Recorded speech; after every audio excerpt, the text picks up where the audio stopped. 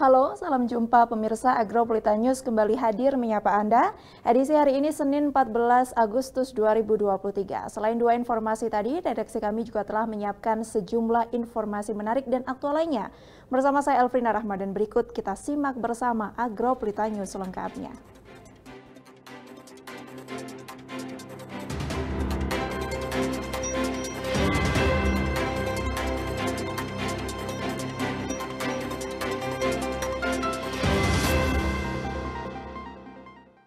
Pemirsa, mengawali Agropolitan News hari ini dan berikut kami rangkum berita seputar Malang Raya dalam News 60 Detik.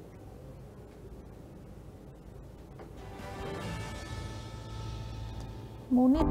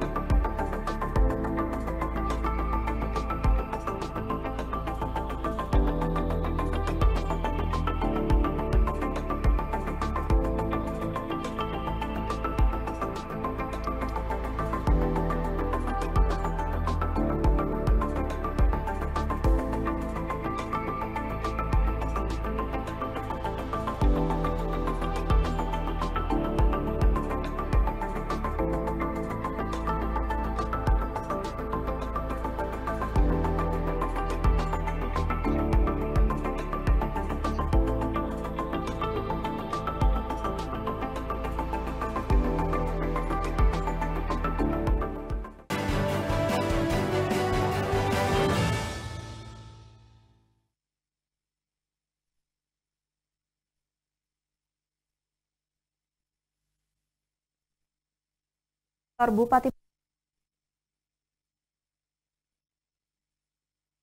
serta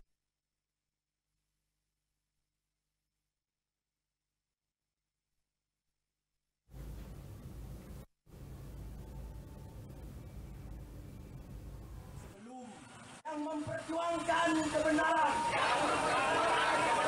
nonaktifan status BPJS. Sambil membawa poster, mereka mendatangi kantor Bupati Malang di Pendopo, Kabupaten Malang, Jalan Panji, Kepanjen pada Senin 14 Agustus 2023. Mahasiswa yang tergabung dalam Pergerakan Mahasiswa Islam Indonesia atau PMII menekankan kepada pemerintah daerah untuk berhati-hati dalam mengambil kebijakan atas nama kepentingan masyarakat Kabupaten Malang. Dalam hal ini mereka menuntut Bupati Malang untuk evaluasi kepala dinas yang bertanggung jawab defisitnya anggaran BPJS. Dalam orasinya meminta Bupati Malang untuk mencopot Kepala Dinas Kesehatan atas kelalaian program BPJS serta kerugian masyarakat dan anggaran daerah. Segera melakukan verifikasi yang valid, akurasi data penerima BPJS sesuai sasaran yang tepat tanpa mementingkan golongan. Menuntut Pemkab Malang untuk transparansi data yang sudah dinonaktifkan bersama penerima BPJS terbaru setelah dilakukan verifikasi. Seperti diketahui, dalam hal ini Pemkab Malang telah menonaktifkan 679.000 peserta BPJS dan akan didata ulang bagi mereka yang berhak atas penerima bantuan iuran daerah. Itu hadir ke sini bersama sahabat-sahabat. Sebelumnya kita sudah melakukan kajian-kajian Kabupaten Malang ini yang telah terjadi. Yang terjadi hari ini memang pemutusan BPJS Kesehatan oleh pemerintah Kabupaten Malang. Tentu meskipun oleh pemerintah Kabupaten Malang hari ini sudah diberikan kesehatan gratis bagi yang terima BPJS itu belum selesai bagi kami.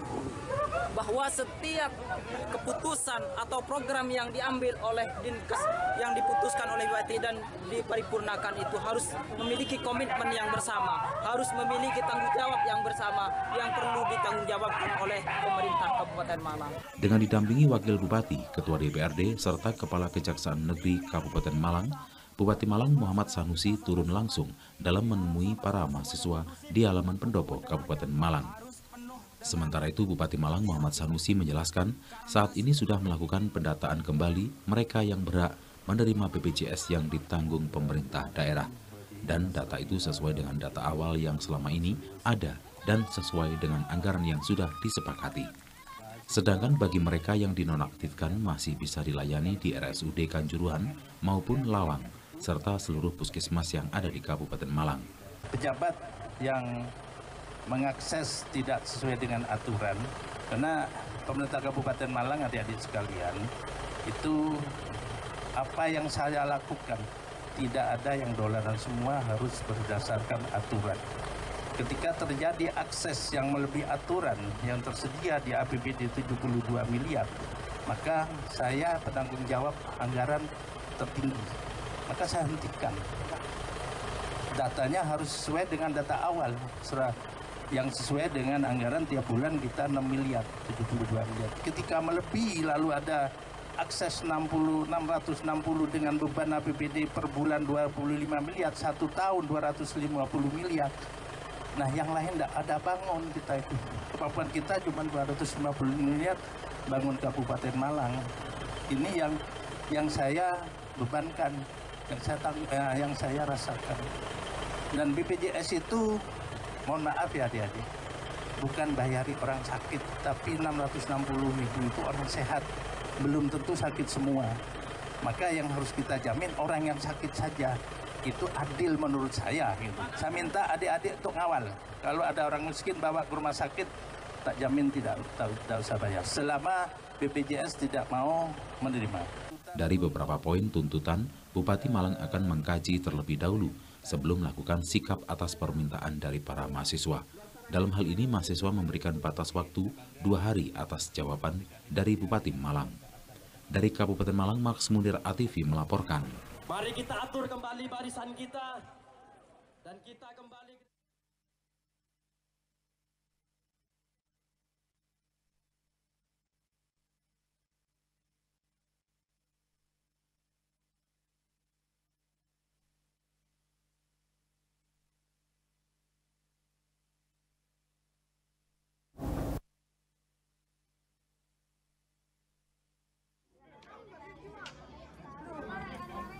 Berbagai lomba digelar untuk memeriahkan peringatan Hari Kemerdekaan Republik Indonesia. Di Kota Malang ada lomba balapan makan singkong rebus tanpa minum. Tak ayal ini membuat peserta kesulitan untuk menelan. Lomba balapan makan singkong rebus ini digelar di Perumahan Amani Buring, Kota Malang, Minggu malam. Peserta diwajibkan untuk menghabiskan potongan singkong rebus dan tidak diperbolehkan minum sebelum singkong habis. Tak ayal para peserta pun kesulitan untuk menelan singkong. Tak hanya balapan singkong rebus, warga juga menggelar lomba memindah bola pingpong dengan menggunakan sumpit. Sebanyak 6 bola pingpong harus dipindah ke dalam mangkok dengan menggunakan sumpit bambu. Peserta yang paling cepat memindah bola keluar sebagai pemenangnya. Lomba balapan makan singkong tanpa minum ini digelar untuk mengingatkan betapa sulitnya perjuangan para pejuang kemerdekaan. Meski dalam kondisi serba keterbatasan, para pejuang tetap semangat dalam mengusir penjajah. Ini baru kali ini saya melakukan lomba yang unik ini. Gini, tantangannya itu agak sedikit nyeleneh, nggak boleh minum itu loh. Jadi makannya baru 1 potong aja sudah nggak bisa ditelan. Nah, itu satunya. Duanya, cepet-cepetan. Terus ketiganya, pohongnya genyo. Kalau bahasa saya, apa ya? Tidak meduk. Selain balapan makan singkong rebus dan memindahkan bola pingpong dengan sumpit, berbagai lomba lucu digelar seperti balap karung F1.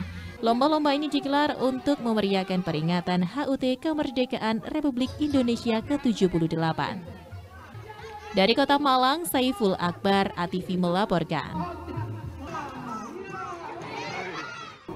Dan pemirsa, usai jeda berikut kami akan segera kembali. Untuk itu tetaplah bersama kami di Agropelita News.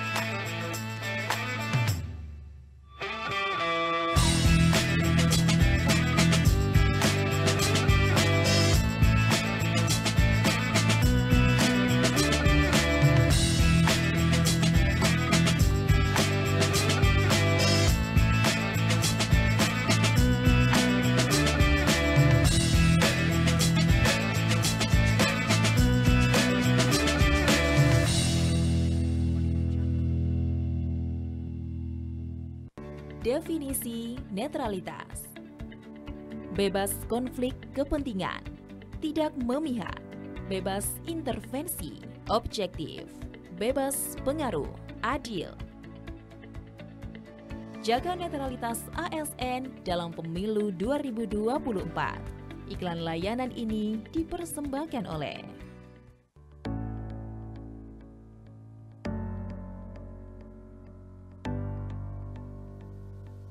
Tahukah Anda arti kata rasan-rasan? Rasan-rasan dalam bahasa Indonesia bergunjing.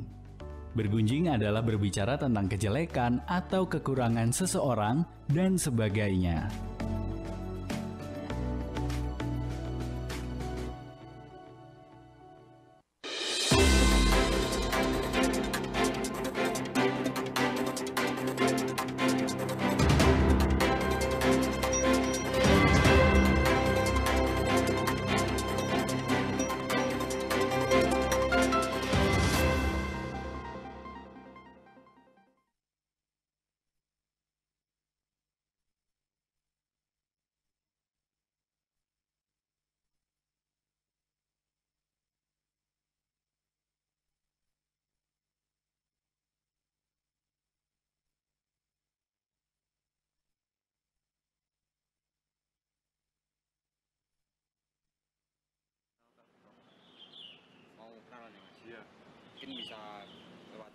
Kini kenalan semakin mudah dengan teknologi Tap First karya 2 mahasiswa di Kota Malang. Tinggal tap ke ponsel Anda dapat bertukar informasi lewat fitur NFC. Galib Baharudin dan Muhammad Farel Yusuf Raihan, mahasiswa manajemen angkatan 2021, mengembangkan teknologi kartu nama digital bernama Tap First. Dengan kartu ini, segala informasi seputar data diri bisa dibagikan melalui NFC di ponsel. Caranya mudah, hanya tinggal menempelkan kartu di ponsel. Nantinya akan terhubung dengan landing page yang berisi data lengkap pemilik kartu. Terdapat data lengkap seperti nama, alamat, pekerjaan, bahkan sosial media. Uniknya teknologi ini dilengkapi fitur edit data yang akan disebar ke publik dari website. Selain lebih praktis dalam berkenalan, Tap First juga mendukung ekosistem yang lebih sehat dan paperless. Tap First saat ini tersedia di berbagai e-commerce dengan harga yang sangat terjangkau. Fungsi utamanya itu untuk mengganti dari kartu nama konvensional yang kayak cetakan kertas itu ke dalam kartu nama fisik tapi yang tersambung ke sistem digital, ke website gitu. Jadi untuk prakteknya mungkin simpel. Jadi kalau misalkan ada orang yang ingin kenalan sama kita, kita tinggal menyodorkan kartu nama kita, terus kita tempelkan ke HP seperti ini, akan muncul kayak gini. Nah, di sini akan langsung tersambung ke landing page. Jadi di sini isinya memuat berbagai informasi, bisa sosial media, bisa email. Nah, ini bisa langsung terintegrasi Pak. Jadi misalkan kita klik Instagram, nanti akan terintegrasi ke sosial medianya langsung. Jadi kalau kita bandingkan dengan kartu nama konvensional kan, misalkan ini anggapannya kartu nama konvensional, cuman informasinya itu kan udah tercetak ya, dan itu kadang terbuang sia-sia gitu Pak. Jadi kalau misalkan kita udah dapat kartu nama konvensional terus mau nelpon orangnya nih, kayak kan kita harus masuk ke papan kontak terus kita nyocokin manual ya Pak ya, dari nomor HP-nya dari awal sampai akhir itu kan membuang-buang waktu, maksudnya kurang efektif lah. Teknologi ini berhasil menembus program pembinaan mahasiswa wirausaha dari Kemendikbud untuk pendanaan pengembangan. Kedepan Task Force akan dikembangkan sebagai alat daftar informasi menu di berbagai kafe dan restoran serta alat pembayaran berbasis digital. Dari Kota Malang, Saiful Akbar, ATV melaporkan. Seni grafiti di Galeri Raos Kota Batu. Karya seni grafiti yang biasanya di jalanan dan dituangkan dalam media tembok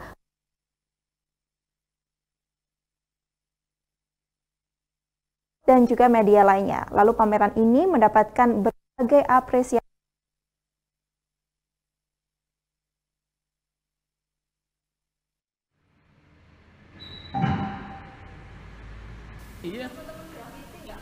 Pameran seni grafiti ini menampilkan 37 karya seni grafiti dari 37 seniman grafiti dari Malang Raya dan beberapa kota di Jawa Timur. Pameran seni bertajuk Breakout Graffiti Exhibition ini akan berlangsung sampai tanggal 15 Agustus mendatang. Pameran ini sebagai sarana edukasi kepada masyarakat luas terkait seni grafiti dipahami masyarakat yang berbeda dengan vandalisme, walaupun pada umumnya dengan media yang hampir sama yaitu tembok. Pameran grafiti ini diselenggarakan oleh komunitas grafiti mencoba mendobrak kebiasaan di mana seni grafiti biasanya dituangkan dalam media tembok, kini mencoba menuangkan dalam berbagai media, seperti kanvas, kayu, papan skateboard, dan lainnya. Menurut panitia kegiatan menjelaskan, pameran ini mencoba untuk menampilkan kesan grafiti yang biasanya di jalan, kini masuk menuju ruang pameran, sehingga masyarakat memahami dan bisa menikmati seni grafiti. Para seniman grafiti ini datang tidak hanya dari Kota Batu dan Malang Raya, tetapi ada juga datang dari Cilacap dan Yogyakarta.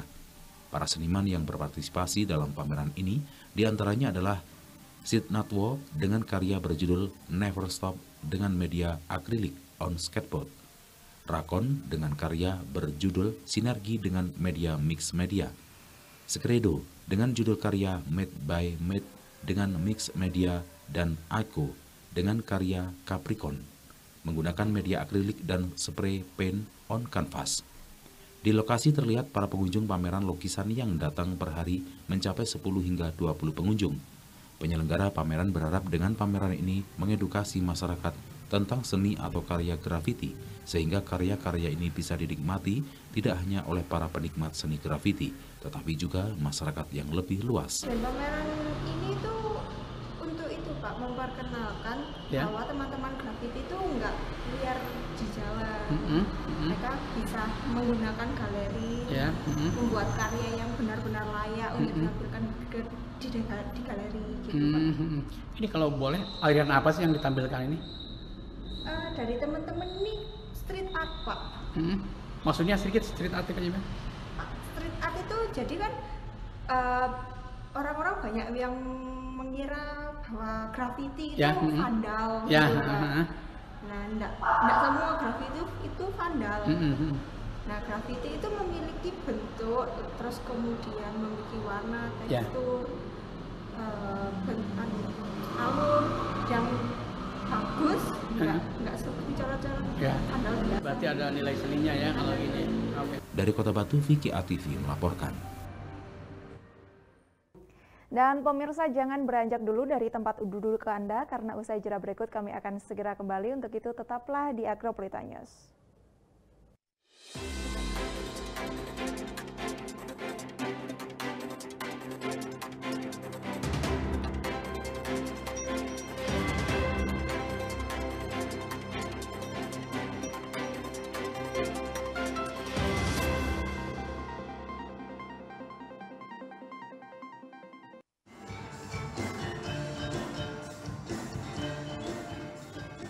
Selendang Sari, seni pertunjukan, dangdut, dan campur sari.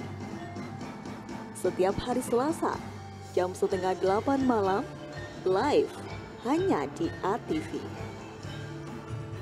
Selendang Sari, dijamin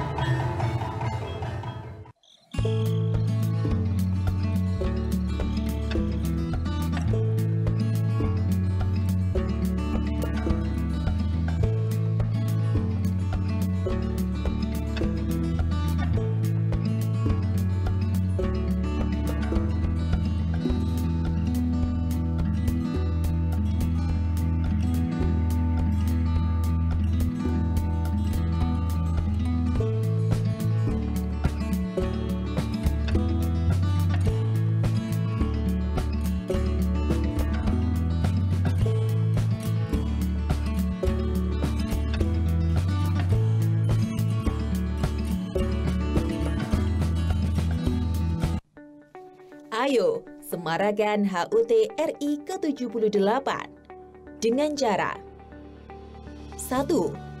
Mengibarkan bendera merah putih. 2. Memasang dekorasi kemerdekaan. 3. Mengimplementasikan logo dan desain HUT ke-78 ke dalam berbagai media. 4. Menyelenggarakan beragam kegiatan untuk menyemarakan bulan kemerdekaan. 5. Pada 17 Agustus pukul 10.17 sampai dengan 10.20 waktu Indonesia Barat, menghentikan semua kegiatan untuk menghormati peringatan detik-detik proklamasi. Iklan layanan ini dipersembahkan oleh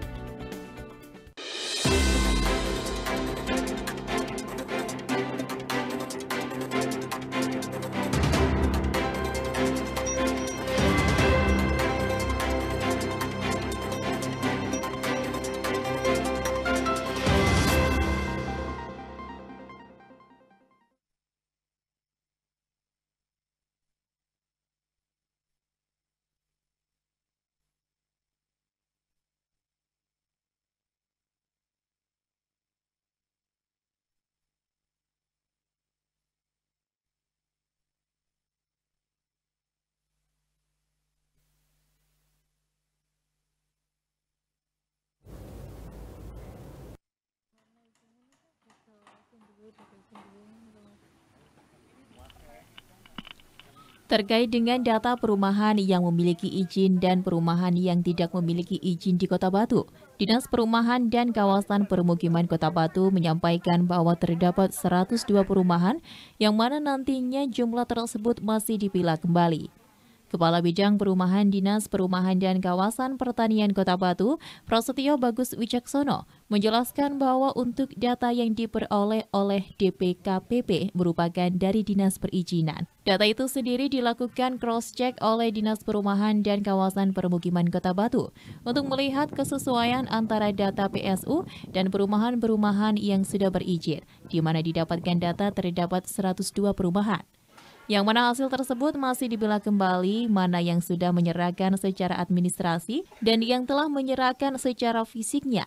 Selain itu juga dapat diketahui pihak perumahan yang belum sama sekali, di mana hasilnya mengerucut menjadi di atas 50 perumahan, yang mana jumlah tersebut termasuk yang tidak berizin.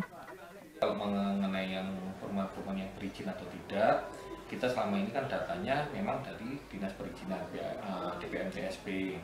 Nah, kita cross-check dengan yang di PSU dengan perumahan-perumahan sudah berizin. Memang kita dapatnya kan kurang lebih ada 102 perumahan, dan kemudian dari 102 perumahan itu kita pilih yang sudah menyerahkan secara administrasinya siapa, yang sudah menyerahkan fisiknya siapa, dan yang belum sama sekali itu berapa. Nah, itu mengerucut akhirnya dapat kurang lebih yang di atas 50 tadi yang disampaikan Mbak tadi, itu termasuk yang belum berizin. Nah. Dari Kota Batu, Abraham Patrika, ATV melaporkan. Kita ke informasi lainnya, pemirsa, terkait dengan permasalahan sampah yang ada di Kota Batu saat ini. Komisi C DPRD Kota Batu menyatakan bahwa dinas terkait tetap perlu menganggarkan untuk pembelian mesin pengelolaan sampah yang baru.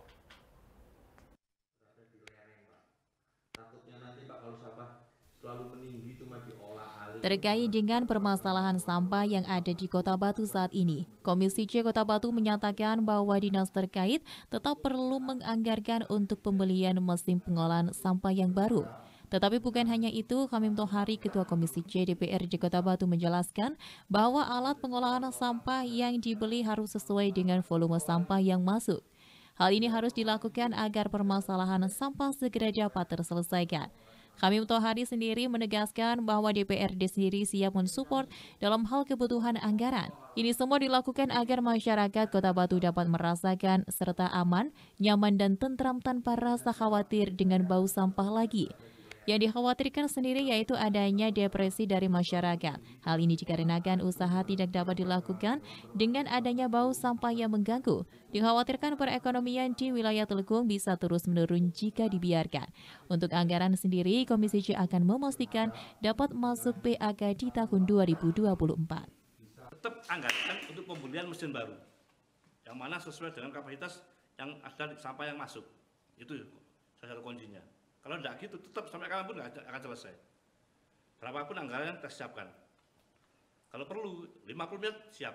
Kenapa? Yang penting masyarakat bisa menikmati dan bisa aman, nyaman, tentrem, nggak ada rasa bau lagi. Ada kekhawatiran masyarakat ini yang depresinya masyarakat ini yang kita bahayakan, yang kita khawatirkan. Kenapa? Mereka punya anak bayi, mereka sudah bisa bekerja karena buka warung saja nggak laku karena ada bau sampah. Bikin villa di situ nggak laku karena bau sampah ini juga pengaruhnya itu. Ekonomi juga akan menurun nih, telkom itu nanti. Bisa masuk anggaran 2023 Pak? Seandainya membutuhkan anggaran 2024 Mas, 24. Oh 24. Ya, yang PAK ada cuma untuk kegiatan yang rutinitas saja lah. Yang mungkin yang nggak pembelian alat berat atau apa gitu. Turun. Dari Kota Batu, Abraham Patrika, ATV melaporkan.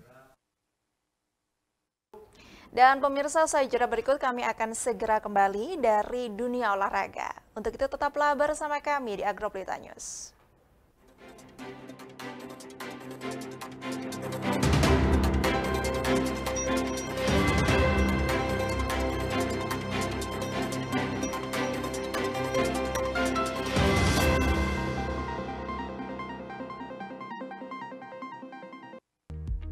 Dalam upaya pencegahan dan pengendalian penyakit demam berdarah DNJ DBD di Kota Batu, lakukan pemberantasan sarang nyamuk dengan melakukan 3M+, menguras dan menyikat tempat penampungan air seminggu sekali, menutup rapat tempat penampungan air, mengubur barang bekas yang dapat menampung air. Selain itu ditambah plus dengan cara lainnya seperti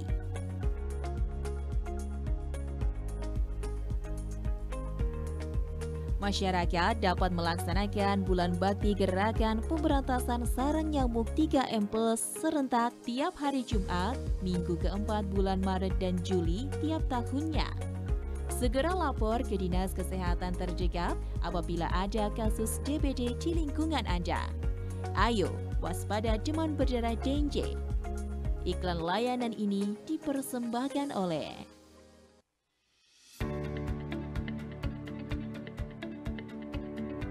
Tahukah Anda apa itu hoax? Hoax adalah informasi yang direkayasa untuk menutupi informasi sebenarnya, atau juga bisa diartikan sebagai upaya pemutarbalikan fakta menggunakan informasi yang meyakinkan tetapi tidak dapat diverifikasi kebenarannya.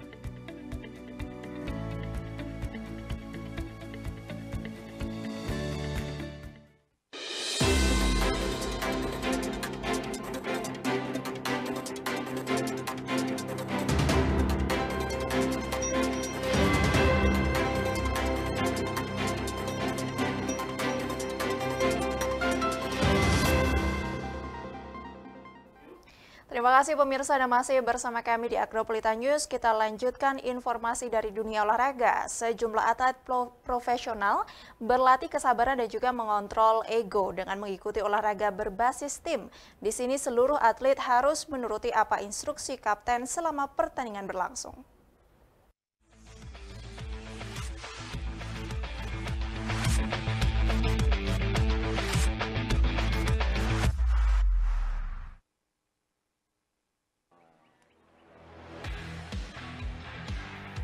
Sejumlah atlet profesional di kota berlatih kesabaran dan mengkontrol ego dengan mengikuti olahraga berbasis tim.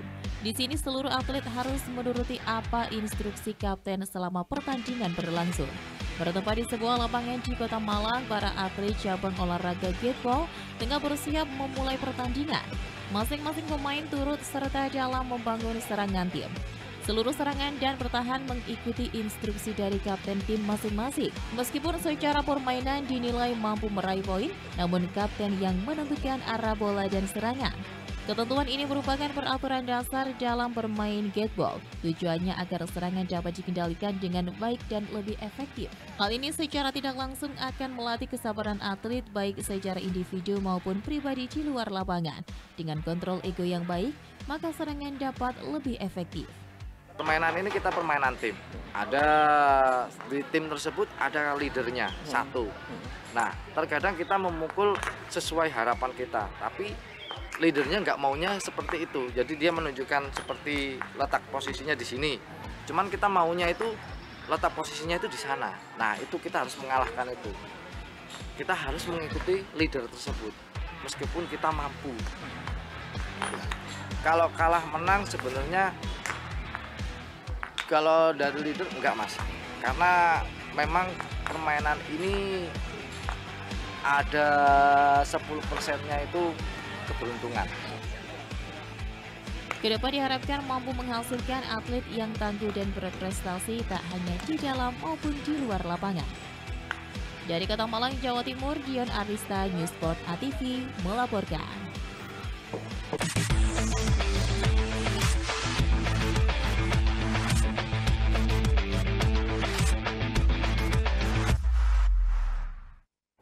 Pemirsa, Yogyakarta merupakan salah satu kota di Indonesia yang memiliki banyak keindahan dan juga keunikan.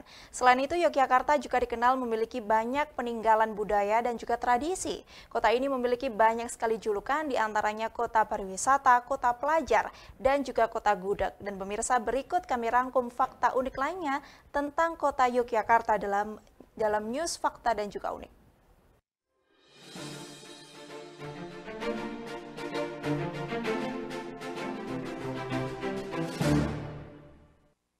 Pemirsa, inilah keunikan yang dimiliki Jogja.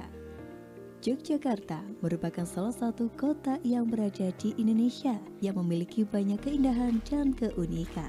Selain itu, Yogyakarta juga dikenal sebagai budaya yang memiliki banyak peninggalan budaya dan tradisi. Kota ini memiliki banyak julukan, diantaranya kota pariwisata, kota pelajar, dan kota gudeg. Tak lengkap jika kita tidak membahas keunikan Yogyakarta. Berikut 5 keunikan yang dimiliki Yogyakarta.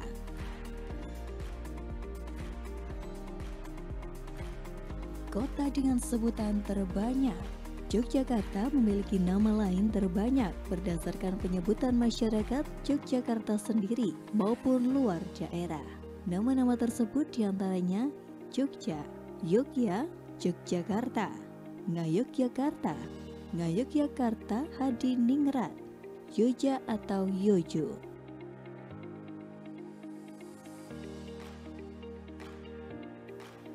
Banyak tokoh-tokoh besar lahir di Yogyakarta. Di antaranya ada Ki Hajar Dewantara, Dr. Wahid Hensudiro Husodo, Pangeran Diponegoro, Sri Sultan Hamengkubuwono IX, Dr. Rajiman Wedyo Diningrat, dan masih banyak lagi.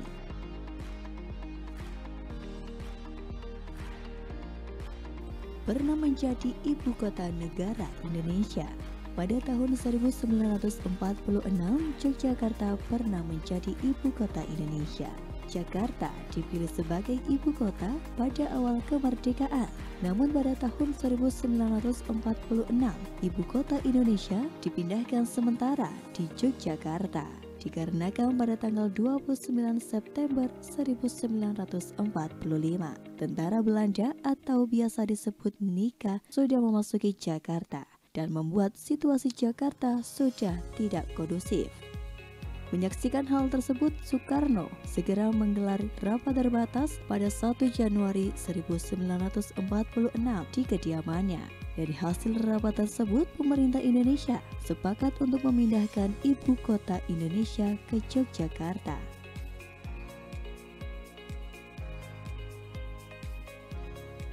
Kota lahirnya organisasi terbesar. Yogyakarta juga disebut sebagai kota lahirnya organisasi terbesar, salah satunya adalah Persyarikatan Muhammadiyah, organisasi Islam non-pemerintah, didirikan oleh seorang Kiai Haji Ahmad Dahlan pada tanggal 18 November 1912.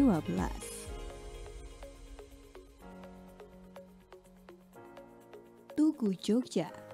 Tugu yang penuh legenda dan mitos ini menjadi salah satu keistimewaan di kota Yogyakarta. Tugu yang dibangun pada tahun 1755 secara tegas menggambarkan Manungga Lingka Wula Gusti, yang artinya semangat persatuan rakyat dan penguasa untuk melawan penjajah. Semangat persatuan atau yang disebut golong gili tergambar jelas pada bangunan tugu.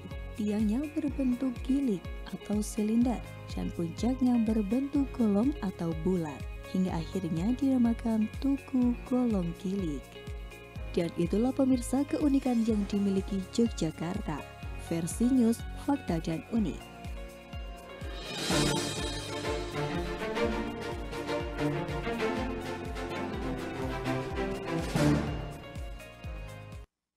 Dan pemirsa, berikut kami tampilkan perakiraan cuaca untuk daerah Malang Raya pada edisi Selasa 15 Agustus 2023 dari BMKG Stasiun Klimatologi Kelas 2 Malang. Dan informasi ini juga sekaligus menutup perjumpaan kita pada Agropolitan News hari ini. Mewakili seluruh kerabat kerja yang bertugas, saya Elvrina Rahma mengucapkan terima kasih atas kebersamaan Anda dan sampai jumpa.